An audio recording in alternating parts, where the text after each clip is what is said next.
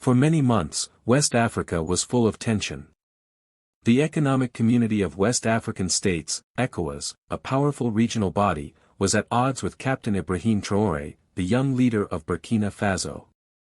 From the day he took power, Traoré made it clear, Burkina Faso would no longer be controlled by outside forces. He expelled French troops, built alliances with Mali and Niger, and openly rejected Western influence. To many Africans, he became a symbol of courage and freedom. But to ECOWAS, he was seen as stubborn, rebellious, and dangerous. Sanctions were placed on Burkina Faso. Borders were restricted. Leaders hoped Traoré would eventually surrender. But instead of breaking, he grew stronger.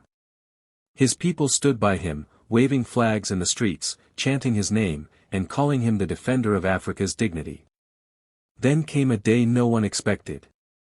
At a grand ECOWAS summit in Abuja, Nigeria, leaders from across West Africa gathered. Cameras flashed, journalists filled the hall, and the world was watching.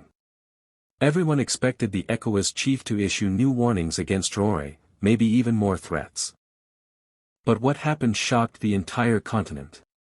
The ECOWAS chief stepped up to the microphone. He looked around the hall, his voice heavy with emotion.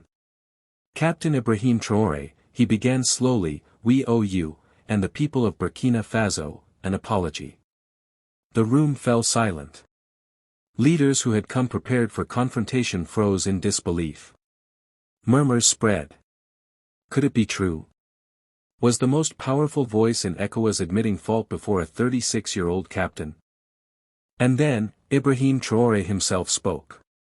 Calm, steady, and firm, he stood before the microphone and replied. We do not fight for apologies. We fight for Africa's dignity. If ECOWAS is ready to join us on this path of sovereignty, then let us walk together. But if not, Burkina Faso will continue alone. The hall shook with applause. Even leaders who had once doubted him clapped their hands. For the first time, ECOWAS had admitted its mistakes, and it was a young Burkinabe captain who forced them to do so.